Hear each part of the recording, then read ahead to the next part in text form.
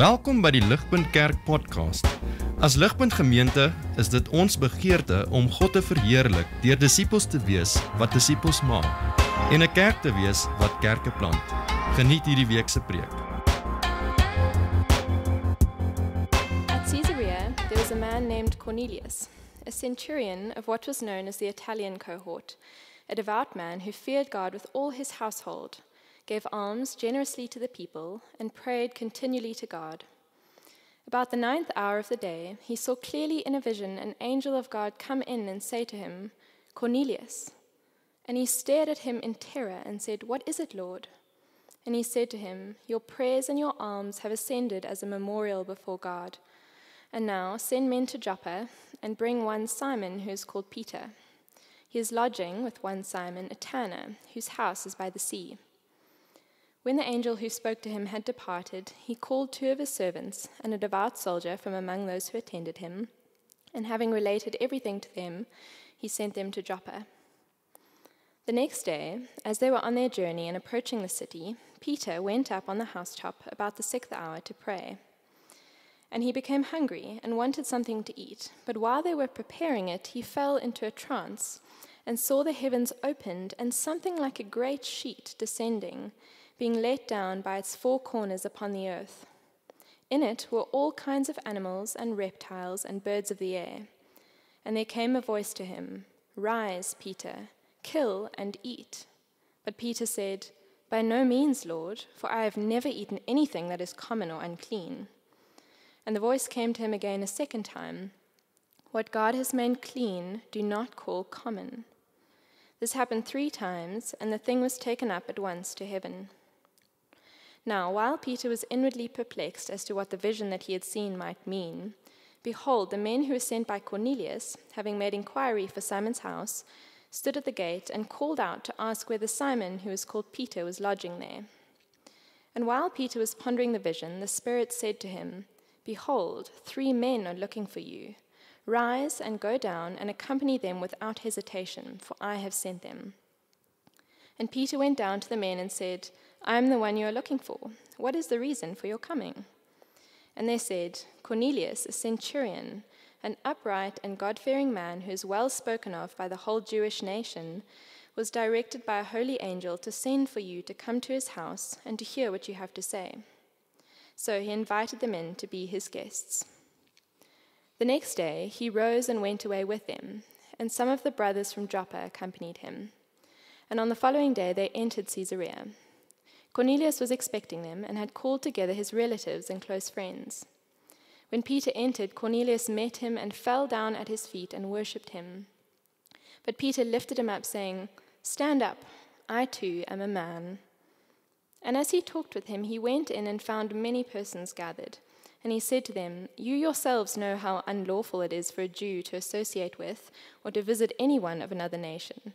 But God has shown me that I should not call any person common or unclean. So when I was sent for, I came without objection.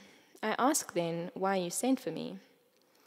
And Cornelius said, 4 days ago, about this hour, I was praying in my house at the 9th hour, and behold, a man stood before me in bright clothing and said, "Cornelius, your prayer has been heard and your alms have been remembered before God. Send therefore to Joppa and ask for Simon, who is called Peter. He is lodging in the house of Simon, a tanner by the sea." So I sent for you at once, and you have been kind enough to come. Now, therefore, we are all here in the presence of God to hear all that you have been commanded by the Lord.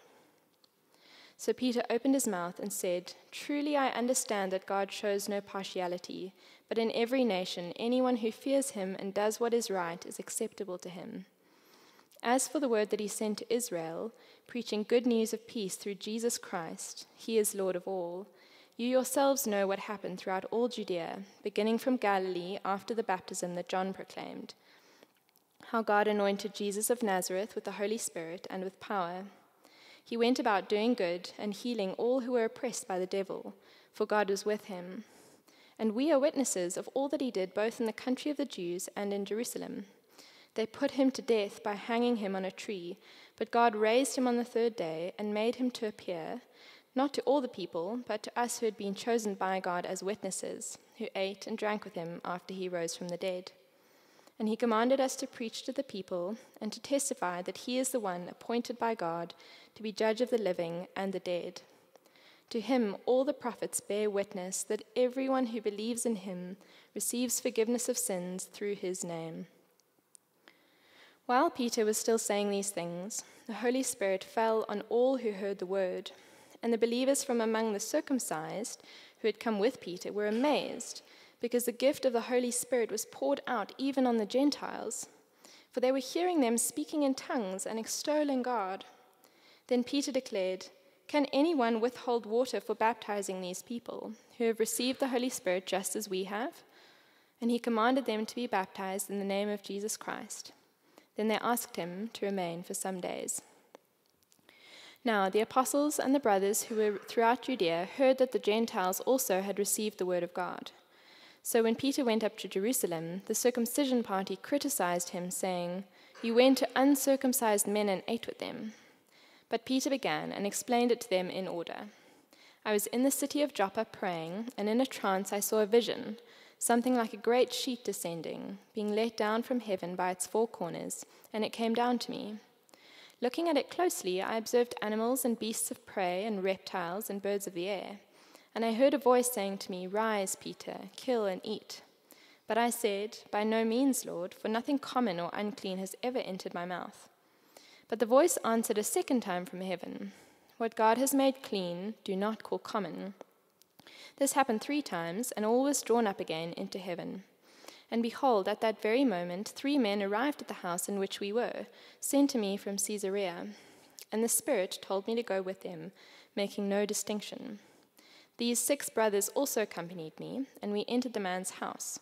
And he told us how he had seen the angel stand in his house and say, 'Send to Joppa and bring Simon, who is called Peter. He will declare to you a message by which you will be saved, you and all your household.' As I began to speak, the Holy Spirit fell on them just as on us at the beginning. And I remembered the word of the Lord, how he said, 'John baptized with water, but you will be baptized with the Holy Spirit.' If then God gave the same gift to them as he gave to us when we believed in the Lord Jesus Christ, who was I that I could stand in God's way?" When they heard these things, they fell silent, and they glorified God, saying, "Then to the Gentiles also God has granted repentance that leads to life." Now those who were scattered because of the persecution that arose over Stephen traveled as far as Phoenicia and Cyprus and Antioch, speaking the word to no one except Jews. But there were some of them, men of Cyprus and Cyrene, who on coming to Antioch spoke to the Hellenists also, preaching the Lord Jesus. And the hand of the Lord was with them, and a great number who believed turned to the Lord. The report of this came to the ears of the church in Jerusalem, and they sent Barnabas to Antioch. When he came and saw the grace of God, he was glad, and he exhorted them all to remain faithful to the Lord with steadfast purpose. For he was a good man, full of the Holy Spirit and of faith. And a great many people were added to the Lord. So Barnabas went to Tarsus to look for Saul, and when he had found him, he brought him to Antioch. For a whole year they met with the church and taught a great many people, and in Antioch the disciples were first called Christians. Now in these days prophets came down from Jerusalem to Antioch, and one of them named Agabus stood up and foretold by the Spirit that there would be a great famine over all the world. This took place in the days of Claudius. So the disciples determined, every one according to his ability, to send relief to the brothers living in Judea. And they did so, sending it to the elders by the hand of Barnabas and Saul. This is God's word.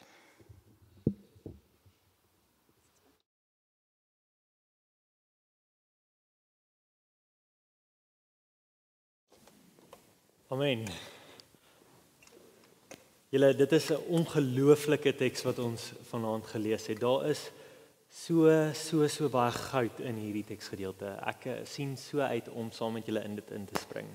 Ja, net voordat ek begin, Johan, jy het nie vir iemand genoem hoekom die decor hier is nie. Het julle gewonder? Het julle geweet? Julle volgende week, hierdie Dinsdag wat kom tot Donderdag, is ons by Redder Radar. Dit is ons vakansieprogram vir kinders van, ek dink, 5 jaar tot graad 4. Julle, ons wil die evangelie met hulle deel. Ons wil regtig hê hierdie kinders moet tot bekering kom. En so dit is hoekom die saal lyk soos wat dit lyk. Ons is op 'n soektog na 'n verlosser. Ek is baie opgewonde om daar te wees Dinsdag. Kan ek julle uitnooi as julle 'n bietjie vrye tyd het in hierdie week? Jy is dalk 'n student en jy het vakansie en jy het 'n bietjie tyd om in jou oggende op te gee. Kan ek jou uitnooi om te kom help? Daar gaan 100 kinders hier wees, dalk meer. Ons het julle nodig. 100 kinders is regtig baie kinders. 100 kinders by 'n holiday club is mal. En so as jy meer wil weet, as jy dalk 'n bietjie tyd het, Dinsdag tot Donderdag in die oggende, kom gesels asseblief met my.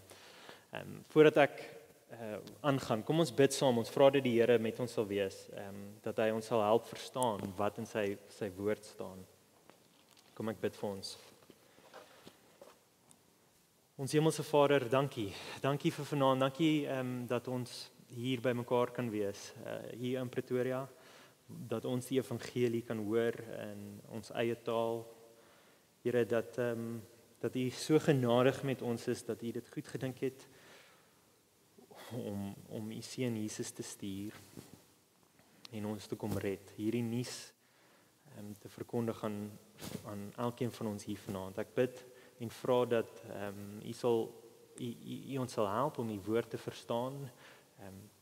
Deur hierdie lang teksgedeelte wat gelees was vir ons, Here, bid ek dat ons die ongelooflike waarheid sal sien. Wie U is, wat U vir ons gedoen het. Wees met ons nou, Here, verander ons harte. Dalk is daar iemand hier vanaand wat nog nie die goeie nuus van Jesus gehoor het nie, Here. Sal jy asseblief deur die Gees harte kom verander. Kom bemoedig ons, die van ons wat al Christene is vir 'n rukkie. Kom versterk ons, bou ons op, rig ons oë weer op Jesus Christus. En in sy naam bid ek.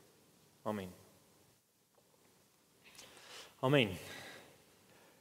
Julle, ons is in die Handelinge reeks. Ons is terug. Ek is so opgewonde. Om te begin, het ek 'n vraag. Julle almal ken, of julle almal weet wat teiken gehoor advertering is. Target market advertising. Kan ek sien of julle koppe knik. Target market advertising. Dis daai advertensies wat met 'n spesifieke tipe persoon praat en heel duidelik met 'n spesifieke tipe persoon nie praat nie. Vergelyk 2 advertensies hier op die bord van Logitech muise. Is dit aan hierdie kant? Daar's hy. Hierdie is die eerste tipe muis. Dit noem mens die Logitech Pop Mouse.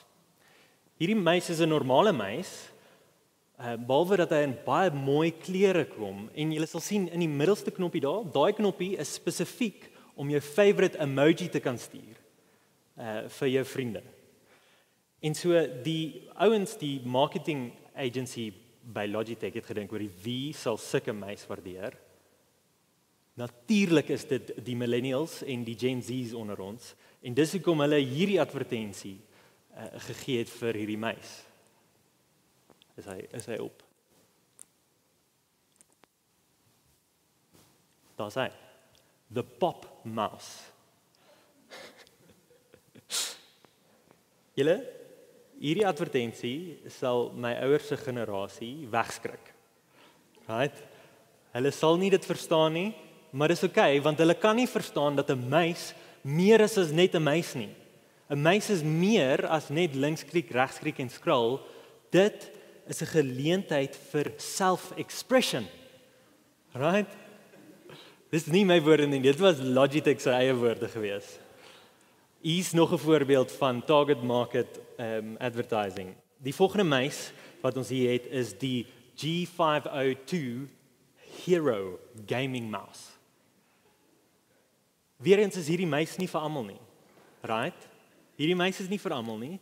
Dit is vir gamers. En daarom lyk die advertensies soos volg. 11 programmable buttons. Julle weet jy hoe baie 11 knoppies is. Ek het nie geweet 'n rekenaar kan so baie dinge doen nie. Nee, maar die ouens wat hierdie muis adverteer het geweet, hoor 'n gamer gaan net omgee oor een ding en dis specs. Hy gaan omgee wat hierdie muis kan doen. Hierdie muis het 11 knoppies. 11. En nie net dit nie, ek het hierdie ook gelees. Dis amazing, luister. En Hero is in staat om 400 plus IPS te monitor deur 100 tot 25.600 DPI range met zero smoothing of filtering of acceleration. Geen idee wat dit beteken nie. Maar Hero kan dit doen. Right.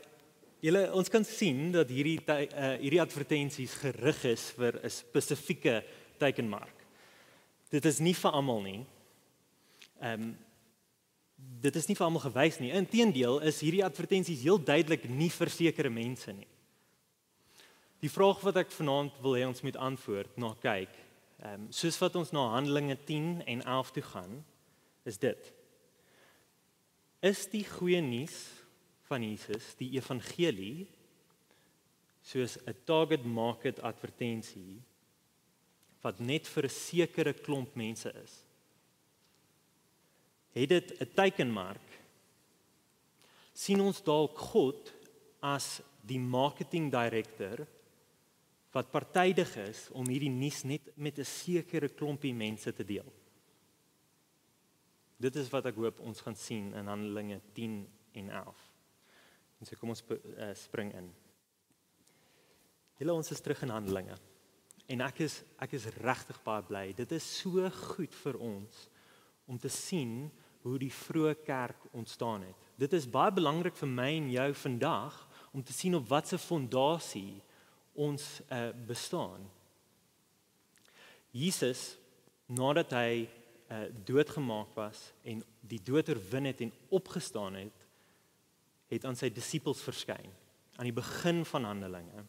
En hy het vir hulle gesê, hoorie, julle 12 disippels, wees my getuies van hierdie belangrike nuus dat ek Jesus die dood oorwin het, dat ek Jesus koning is wat regeer. Ons het in Handelinge 1 een van die belangrikste verse in die boek raak gekom. Handelinge 1 vers 8. Dit is op die skerm. Jesus sê hierdie vir sy disippels: "But you will receive power when the Holy Spirit has come upon you." Wat ons gesien het gebeur het in hoofstuk 2. "And you will be my witnesses in Jerusalem and in all Judea and Samaria and to the ends of the earth." En so reg deur Handelinge vir 'n vinnige recap. Ons het gesien hoe hierdie goeie nuus in Jerusalem begin het. Hier's 'n kaart van waar Jerusalem is in vergelyking met die res van die wêreld. Is dit daarop? Ek weet nie of julle kan sien nie, daar's 'n rooi pyltjie. Die goeie nuus het daar begin in Jerusalem. En toe sien ons hoe dit versprei deur die boek van Handelinge na die groter region van Judea toe. Julle sal dit ook in rooi sien daarop. Die goeie nuus van die Messias van die Jode het gekom. Die redder van die Joodse mense wat die Joodse mense voor gewag het. En dit is belangrik om te sien dat alhoewel hierdie teksgedeelte momentum gekry, daar is duisende Jode tot bekering gekom tot en met Handelinge 9. Was die boodskap van die evangelie nog amper eksklusief gewees vir die Joodse mense. Dit was amper net Jode wat hierdie nuus van Jesus gehoor en ontvang het. En ek dink daar's twee redes daarvoor. Die een is dat dit is die Joodse Messias wat verwag was. Jesus kom uit die Joodse nasie uit. En so hierdie nuus is primêrlik eerstens vir die Jode. En so hulle het dit nie gedeel natuurlik met iemand van 'n ander nasie nie. Maar tweedens, in Judea, selfs in Samaria, was dit meestal Jode wat daar gebly het. Daar was nie baie ander mense van ander nasies en kulture om hierdie nuus te hoor nie. Maar julle vanaand na die einde van die uithoeke van die wêreld toe.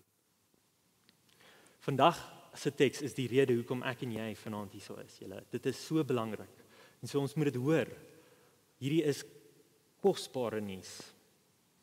Kan ek vra, hou asseblief julle Bybels by julle. Dit is 'n lang teksgedeelte en ek wil hê ons moet aan die einde van die preek die teks verstaan en sien hoe dit van toepassing is op ons. Dat dit nie my woorde is nie, dat dit werklik uit hierdie 2 hoofstukke uitkom. En so volg saam met my, ek gaan gereeld terugverwys en ek wil graag hê ons moet sien hoe hierdie storie ontvou.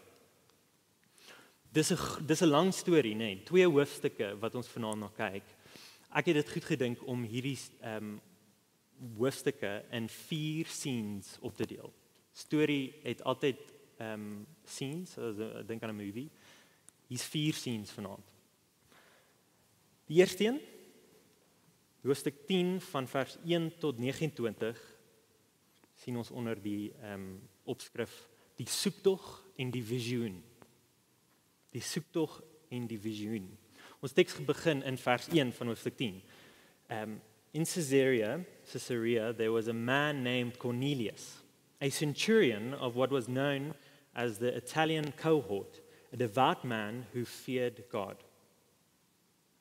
Julle, van die heel eerste sin van hierdie storie kom ons agter iets groots gaan gebeur.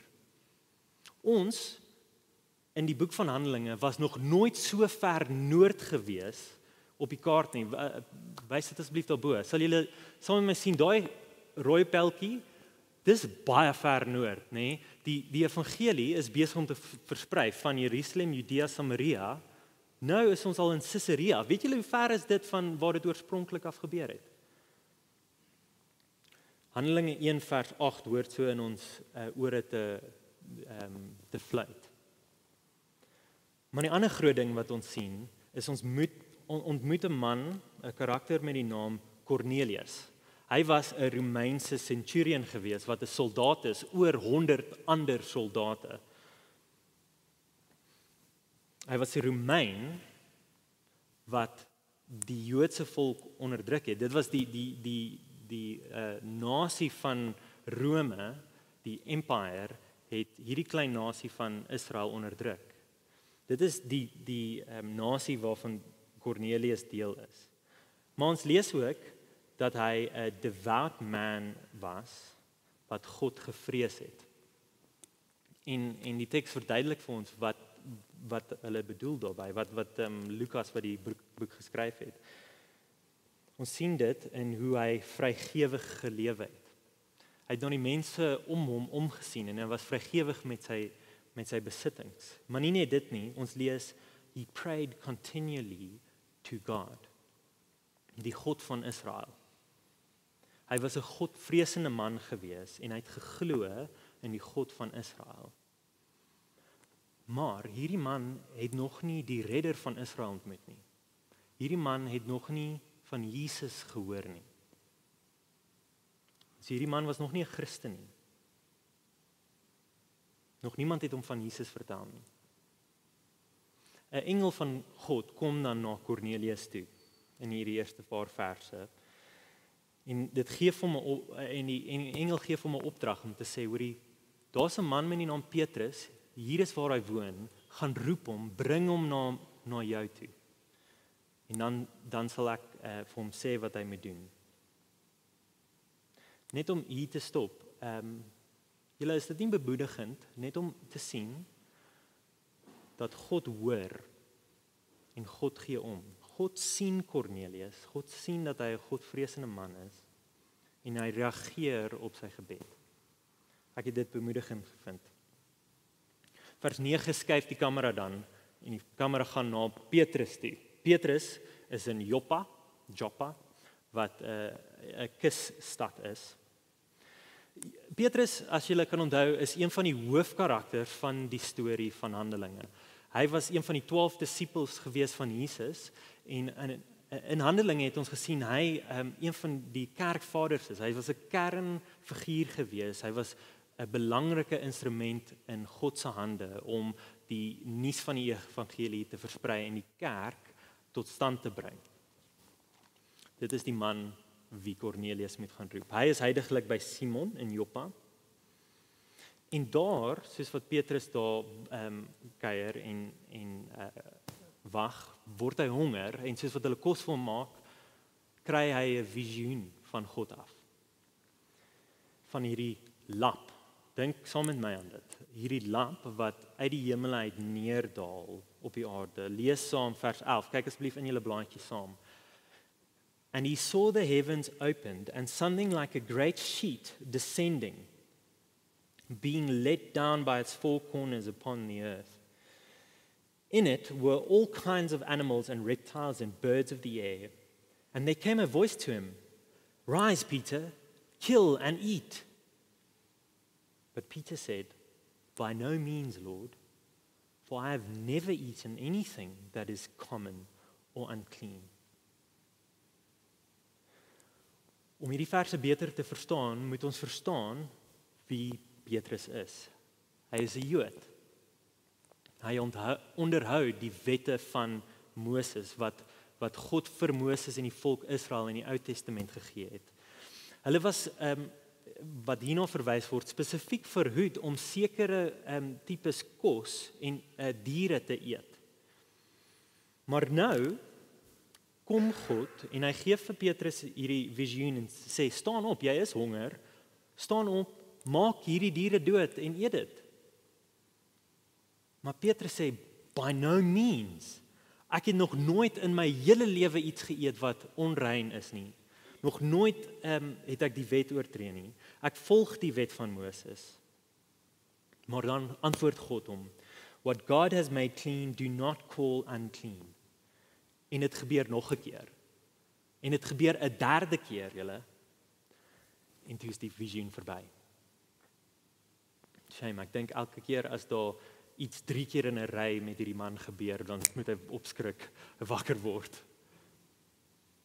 Hoekom het Petrus God so geantwoord? Ons het gesien, dis omdat hy 'n Jood is wat die wette van Moses onderhou het. En ons moet dit bietjie beter verstaan. Die wet van Moses was vir Israel gegee as 'n prentjie van God se heiligheid. Ek het al hierdie illustrasie gebruik, maar ek dink dit is behulpsaam. Dink aan God se heiligheid as die brandende helder son wat skyn. Dit is puur en dit verlig. Maar as iets wat onrein is, iets wat besoedel is, naby daai vlam kom, dan wat gebeur? Die vlam brand dit weg. Dit word verbrand.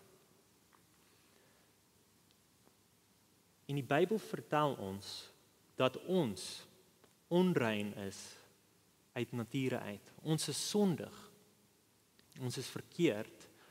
Ons doen verkeerde dinge. En dit is as gevolg van sonde in ons hart. Daarom het ons 'n probleem. Want hoe kan ons wat sondig is in die teenwoordigheid van 'n heilige God lewe? Dit is een van die redes hoekom God vir Moses en die Israeliete die wet gegee het. Om 'n prentjie te wees van sy heiligheid. Om vir een sodat God wat heilig is saam met sy mense kan woon. Maar tweedens om ook 'n prentjie te wees vir die nasies daar buite. Om te sê, hoorie, daar is baie nasies daar buite wat baie gode dien, maar die God van Israel is heilig. Hy is anders. Die woord is hy is uitgesonder. He is set apart. So is die mense van God dan die wet gegee om dit te weerspieël, dat hulle 'n mense is, God se mense is, wat uitgesonder is, wat anders is. En dit is hoekom hulle nie van hierdie sekere diere mag eet nie. Om 'n praktiese simbool te wees, om prakties uit te beeld oor die Israeliete, die nasie van Israel, die Jode, is anders as die res van die nasies. En so ons kan dan verstaan in vers 17 hoekom Petrus sê hy is inwardly perplexed. Want hy verstaan nie mooi nie. God het vir Moses die wet gegee, maar dan kom God in 'n visioen en sê, "What God has made clean, do not call common." En dan julle in die midde van hierdie worsteling kom die manne van Cornelius na Petrus toe. Hulle klop aan die deur en hulle vra Petrus om saam met hulle te kom. En onder leiding van die Heilige Gees volg Petrus hulle. Maar sit jouself vir 'n oomblik in Petrus se skoene. Hy, as 'n Jood, was nog nooit in sy lewe in die huis van 'n Romein. Hy was nog nooit in sy lewe in iemand anders as 'n Jood se gesprek nie. Dink hoe onnatuurlik dit vir hom moes voel om deur die deur van Kornelius se huis te stap. Hy, luister wat hy sê in vers 28. Dit sal ons help. Petrus sê vir hom hoekom hierdie so moeilik moes gewees het vir hom. He said, "You yourselves know how unlawful it is for a Jew to associate with or to visit anyone of another nation." Maar in gehoorsaamheid volg Petrus vir Kornelius en hy begin bietjie verstaan waarmee God besig is. Vers 28 gaan aan en hy sê, "God has shown me that I should not call any person common or unclean. And so, when I was sent for, I came without objection. I asked them, 'Why have you sent for me?'" Petrus kry 'n bietjie beter verstaan van hierdie visioen wat hy gesien het. En ek dink dit is hy verstaan gedeelteliks. Hy vertrou op die Here, maar hy verstaan nog nie heeltemal mooi nie. Ek verstaan dat God bedoel met die visioen van die lap dat ek nie enige nasie se mense mag common of unclean noem nie. Die kos van alle die diere van alle soorte en die voëls en die reptiele verwys na mense van alle nasies. Maar hoekom is ek hier? Vra Petrus. Julle, the stage is set. Dit is ons eerste scene. Voel julle die spanning in die storie? Daar's goed aan die gebeur, daar's goed aan die gang. Ons eerste scene is verby, kom ons beweeg na scene 2 toe. The penny drops is die volgende scene. Hoofstuk 10 vers 30 tot 43. Kornelius verduidelik toe vir Petrus hierdie visioen wat hy gehad het, wat hy gesien het aan die begin van ons teks, en hy sê vir Petrus vers 33, "So I sent for you at once, and you have been kind enough to come.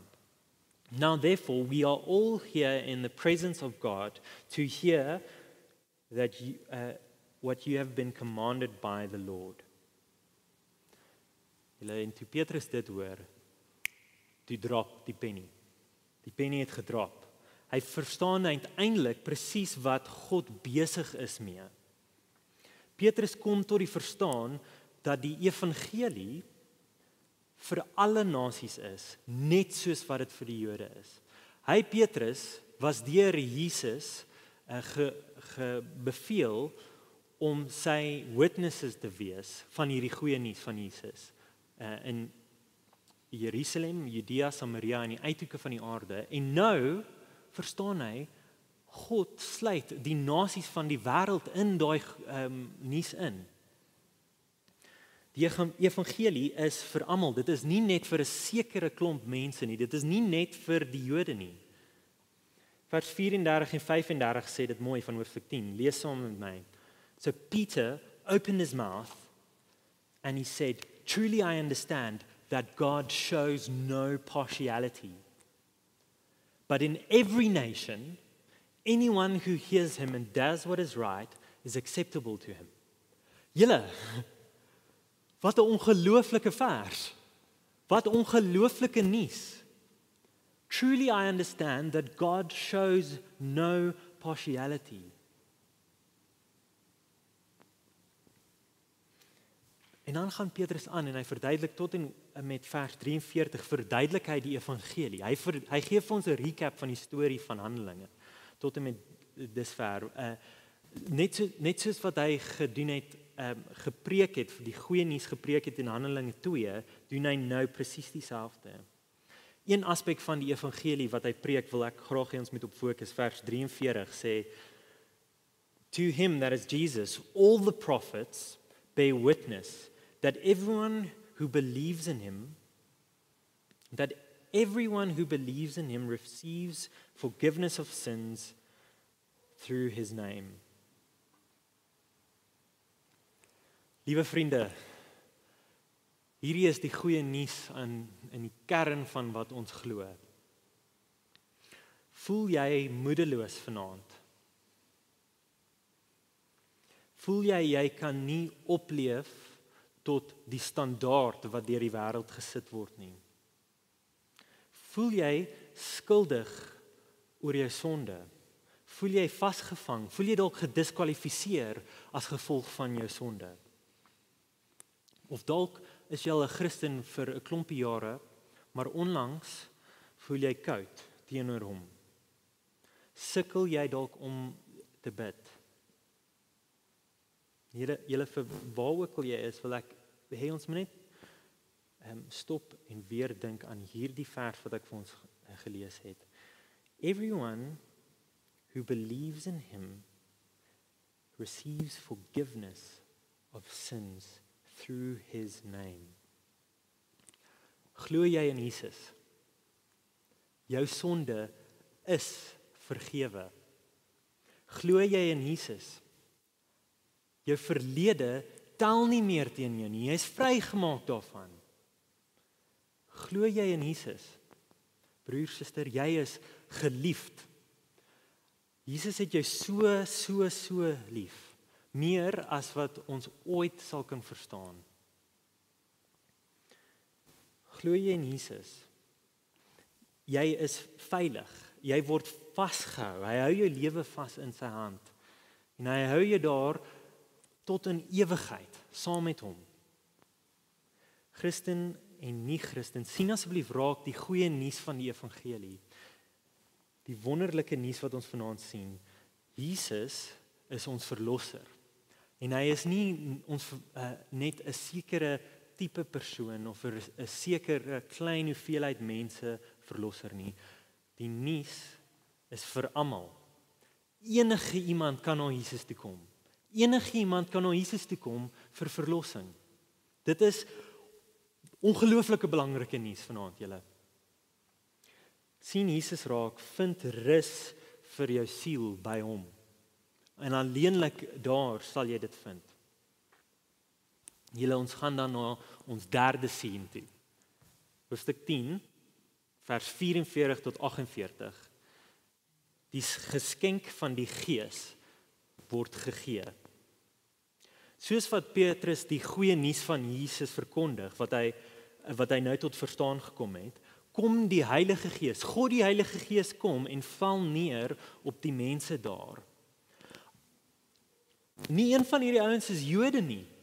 Die Heilige Gees kom val op 'n klomp Romeine, wat deel is van die heidene nasies, die Gentiles. En die Heilige Gees kom neer op hulle net soos wat die Heilige Gees neergedaal het op die Christene, die Joodse Christene in Handelinge 2. En deur dit maak God die punt dat die Gentiles, die mense van die nasies, presies dieselfde toegang het tot God in Jesus deur die Heilige Gees. Ons het nou onlangs die boek van Efesiërs gedoen, een liggaam, die liggaam van Christus. Ons het gesien dat gelowiges deel is van een liggaam. Hoekom? Omdat ons almal deel in die een Gees, dieselfde Gees. Die Jood en die Romein wat in Jesus glo, word verenig, is een gemaak. Ons is nou deel van dieselfde liggaam. En so wat is Petrus se reaksie dan? Kyk saam in vers 47. Can anyone withhold water for baptizing these people who have received the Holy Spirit just as we have? And he commanded them to be baptized in the name of the Lord Jesus Christ. Julle, die rede hoekom die Heilige Gees so dramaties uitgestort was, soos wat dit in Handelinge 2 uitgestort was, is die volgende. Dit is 'n teken. Dit is 'n teken dat hulle, die nie-Joodse mense, die mense van alle nasies, nou deel kan wees van die mense van God. En so Petrus beveel hulle, word gedoop in die naam van Jesus. Hier's 'n baie belangrike bevel vir ons in hierdie teks. Jy wat hier sit, wat die goeie nuus van Jesus ontvang het, gehoor het, gesê het, ja, hy is my redder, hy is my koning. Kan ek vir jou vra, is jy al gedoop? Is jy al gedoop? Sien hoe Petrus dit nie nice to have kommunikeer nie. Hy sê, can anyone withhold water for baptizing? He commanded them to be baptized in the name of Jesus Christ. Julle, die doop wat ons vier is 'n sakrament. Dit is 'n teken van die verbond wat Jesus met ons gemaak het. Die doop wys vir ons dat daar redding te vind is in Jesus en dat ons onsself vereenselwig met hierdie waarheid, dat Jesus red. So kan ek jou uitnooi, Christen, as jy nog nie gedoop is nie, word gedoop.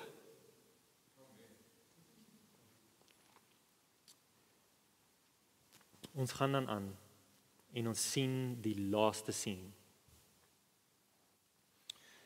Hoofstuk 11, die hele hoofstuk 11, sien ons die nuus versprei.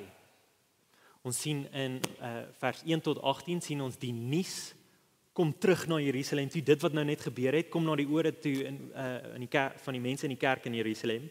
En dan vers 19 tot 30 sien ons, hierdie nuus gaan uit. Dit gaan uit na Antiochië toe. Hoofstuk, die eerste deel van hierdie laaste sien. Na hierdie paradigm shift plaasgevind het, kom dit na die ore toe van die mense wat in Jerusalem woon en hulle is skepties, net soos Petrus was, want hoorie, Petrus het ons reg gehoor, jy het na Romein toe gaan en in sy huis gestap. Het jy hom gedoop? Petrus, wat doen jy? Dit kan nie wees nie. Maar dan kom Petrus na hulle toe en hy sê, hoorie, nee, hierdie is nie my te doen nie, dit is God wat dit gedoen het. Die Heilige Gees het vir my gesê dat ek nie met onderskeid tref nie. Vers 7, die 17 is baie behulpsaam. If then God gave the same gift to them as he gave to us when we believed in the Lord Jesus Christ, who was I that I could stand in God's way? Hier sien ons God se plan van die begin af. En ek het dit keer op keer al vanaand gesê, dat elke volk, stam, taal, na God toe kan kom vir redding in sy seun Jesus. En so toe die kerk in Jerusalem hierdie nuus hoor, toe, sê hulle vers 18, when they heard these things, they fell silent. Daar was nie kritiek meer nie. They glorified God, saying, then to the Gentiles also God has granted repentance that leads to life. En dan ons laaste verse, 19 tot 30, sien ons hoe aan die hand van vervolging die kerk in Jerusalem versprei.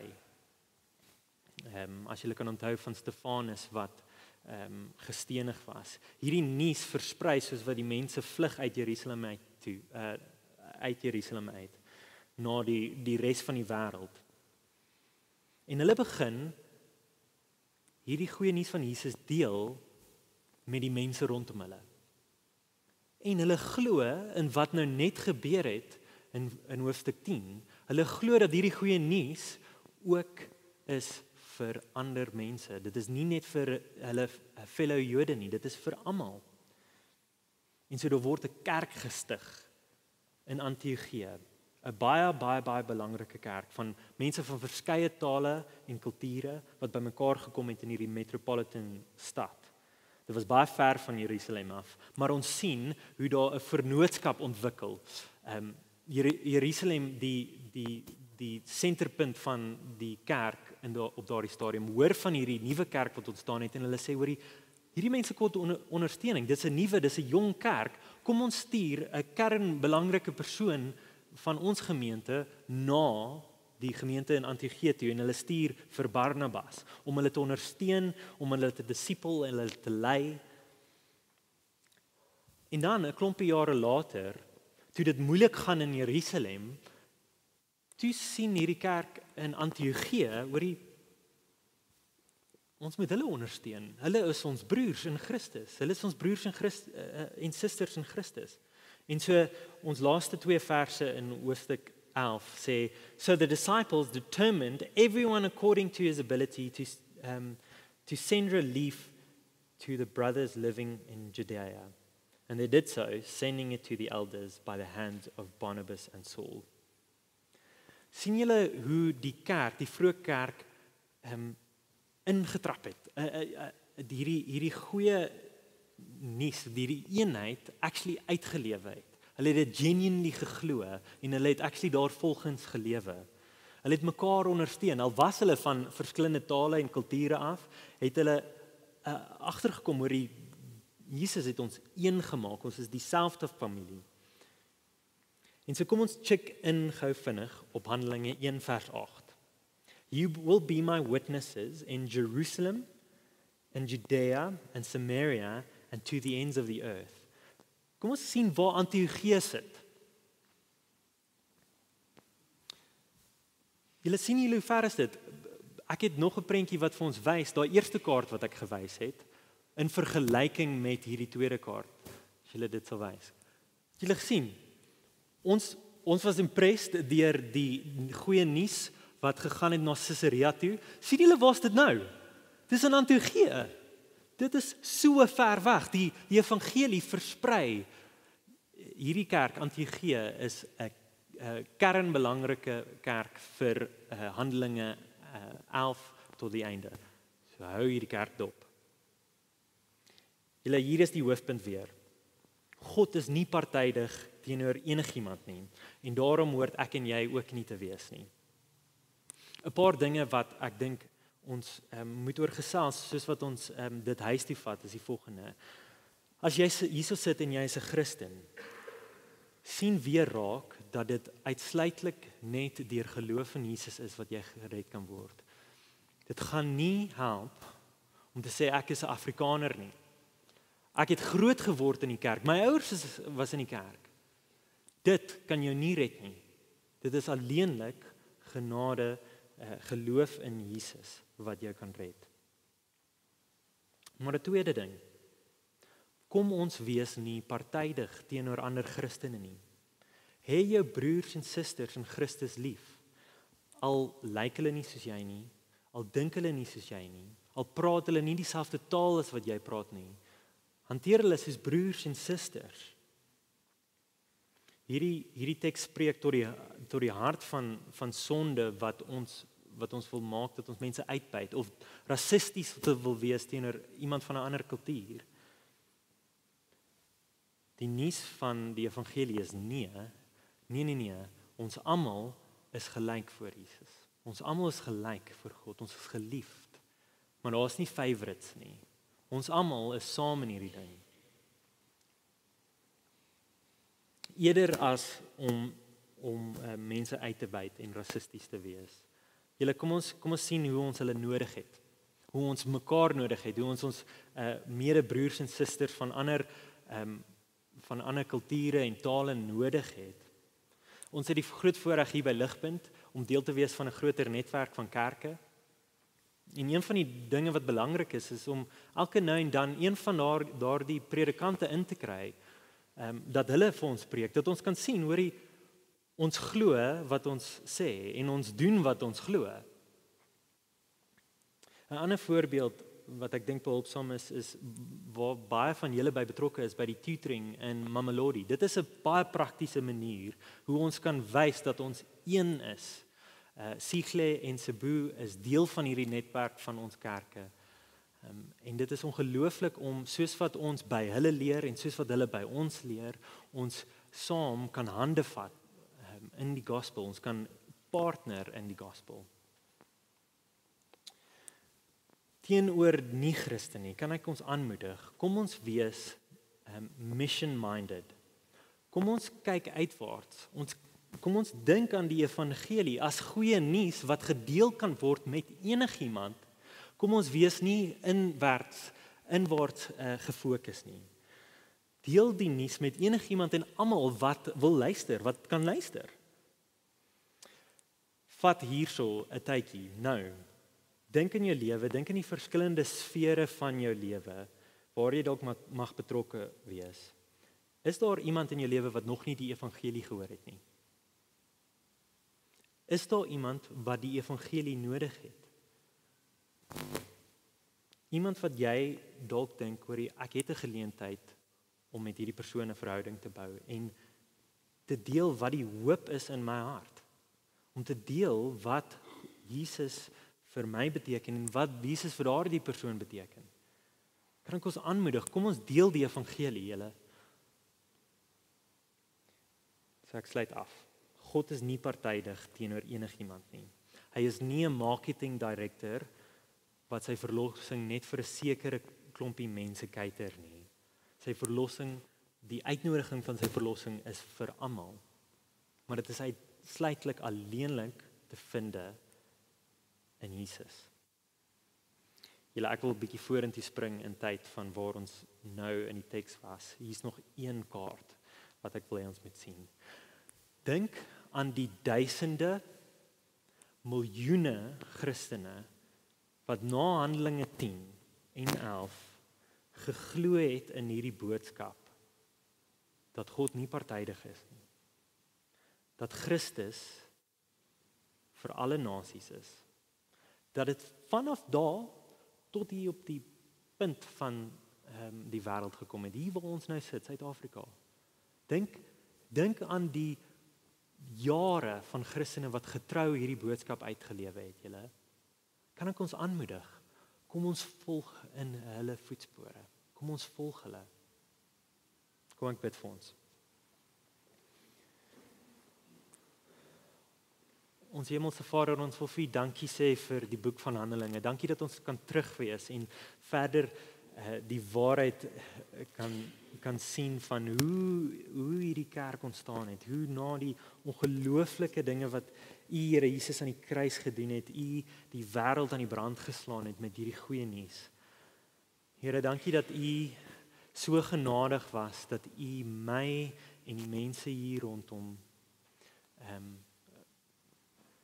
genooi het om deel van U mense te wees. Here, dat U in U genade ons deel gemaak het van U gesin. Here, dit is ongelooflik. Dankie vir hierdie goeie nuus. Here, ek bid dat ons vanaand Jesus sal duidelik raak sien in hierdie teks en ek bid dat ons harte verander sal word. Here, spreek ons aan daar waar ons dalk mag partydig voel teenoor mense, sekere tipe mense.